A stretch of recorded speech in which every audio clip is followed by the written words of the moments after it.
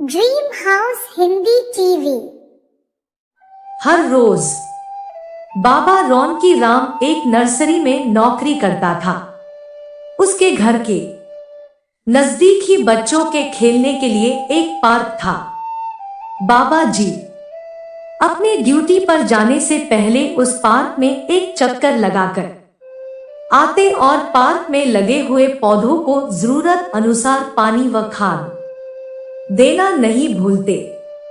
एक दिन शाम के समय खेलने आए बच्चों से गलती से पार्क वाला फाटक खुला रह जाने के कारण रात के समय कुछ आवारा पशुओं ने पार्क के अंदर घुसकर पेड़ पौधों का काफी नुकसान कर दिया। कुछ छोटे छोटे पौधों को तो उन्होंने जड़ों से ही उखाड़ दिया था। जब सुबह सुबह बाबा जी पार्क में चक्कर लगाने आए तो आवारा पशुओं द्वारा किए नुकसान को देखकर उनका मन बड़ा दुखी हुआ। अगले दिन उन्होंने अपनी नर्सरी में से कुछ और पौधे लाकर उन स्थानों पर दोबारा लगा दिए और खाद डालकर पानी भी दे दिया। जब यह पौधे हवा में लहराने लगे तो उनका मन भी खुश हो गया था। पर उससे अगले दिन क्या हुआ कि मोहल्ले के कुछ शरारती बच्चों ने मिलकर उनकी ओर से लगाए गए पौधों को जड़ से उखाड़ दिया। उसी दिन शाम को बाबा जी के घर आने पर उनके पौत्र ईशान ने अपने दादाजी को बताया कि अपने मोहल्ले में पिछली ओर रहते बड़ी कोठी वाले अफसर के पौत्र सिम्मू ने उन पौधों को उखाड़ फेंका है जो आप ने अभी कल ही लगाए थे। और अपने पौत्र से यह बात सुनकर बाबा जी को बड़ा ही दुख हुआ। पर सिम्मू एक बड़े अफसर का पौत्र होने के कारण वह उनके घर इस बात की शिकायत भी देने न जा सके। इसके बावजूद वह अपने शुभ कर्म से परे नहीं हटे। उन्होंने अगले दिन कुछ और पौधे नर्सरी से लाकर सुबह अपने काम पर जाने से पहले पार्क में लगा दिए। अचानक 2 दिनों बाद स्कूलों में 1.5 महीने की छुट्टियां हो गई। छुट्टियों के कारण अफसर का पौत्र सिम्पू अपने ननिहाल गांव कारने चला गया था और उसके बाकी साथी भी अपनी रिश्तेदारियों में चले गए थे।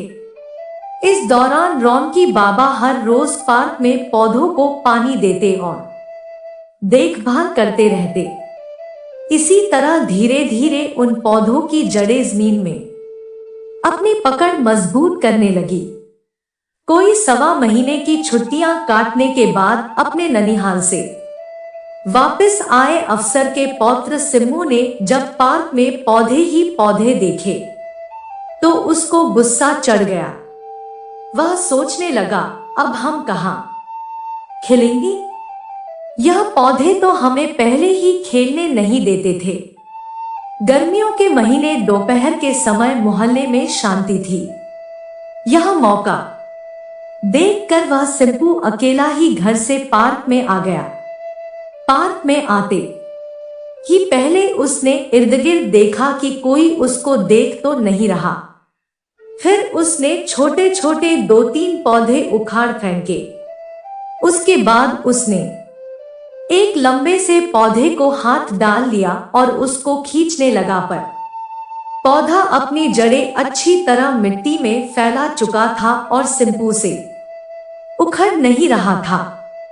वह बार बार उसको खींच रहा था। आखिर उसने दोनों हाथों से पौधे को जड़ से उखाड़ने के लिए जोर से एक झटका लगाया तो उसकी पीठ में अचानक चुभ पड़ गई।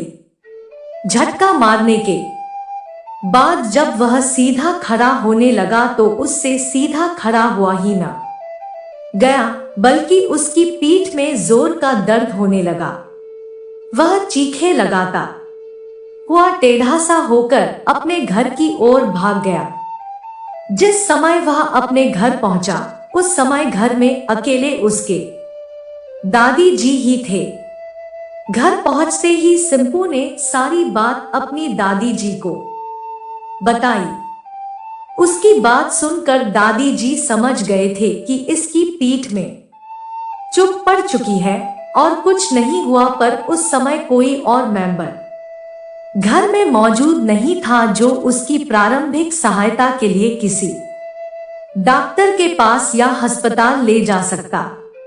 इसलिए वह उसी हालत में अपने पौत्र को एकदम रॉनकी बाबे के घर ले आए, क्योंकि वह जानते थे कि रॉनकी बाबा ऐसे हल्के फुल्के इलाज कर लेता है।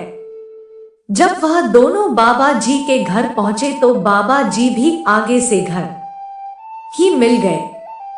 अंदर आकर सिम्मू की दादी जी ने रॉनकी बाबे को बताया कि सिम्मू की पीठ में चुभ पड़ गई है और बहुत दर्द हो रहा है। यह कहते दादी ने सिम्मू को बाजू से पकड़कर बाबा जी आगे कर दिया।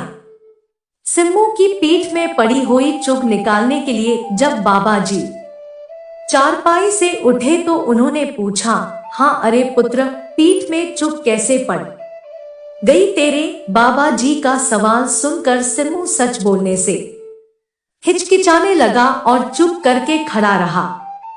उसको चुप खड़ा देखकर उसकी दादी ने कहा, बेटा बताओ तुम्हारी पीठ में चुभ कैसे पड़ी? सिम्मू जब कुछ देर और न बोला तो उसकी दादी जी ने सारी बात सच सच रॉनकी बाबे को बता दी। सिम्मू की दादी जी की बात सुनकर रॉनकी बाबे ने चुभ निकालने से इनकार करते हुए कहा, मैं ऐसे शरारती बच्चों की कभी भी सहायता नहीं करता। बाबा जी का इनकार सुनकर सिम्मू मिन्नतें करने लगा, बाबा जी आज बचा लो, आगे से मैं तो क्या, मैं अपने किसी साथ वाले दोस्त को भी ऐसी शरारत नहीं करने दूंगा। मैं कोई गलती नहीं करूंगा, सच कहता हूं। इस तरह कहकर उसने अपने कान भी पकड़ लिए थे। अगर भाई तुम सच। उसकी बात सुनकर बाबा जी ने कहा, बोलते हो तो आगे से ऐसी कोई शरारत नहीं करोगे और सच बोलने से कभी नहीं डरोगे तो फिर हो जाओ इधर को। इस तरह कहकर उन्होंने उसकी पीठ में पड़ी चुभ को मिनटों सेकंडों में ही ठीक कर दिया। कुछ ही पलों में सिम्मू को दर्द से राहत मिल गई थी। फिर वह बाबा जी का धन्यवाद करके और अपनी बुरी शरारतों को अलविदा कहकर खुशी खुशी अपनी दादी के साथ घर चला गया।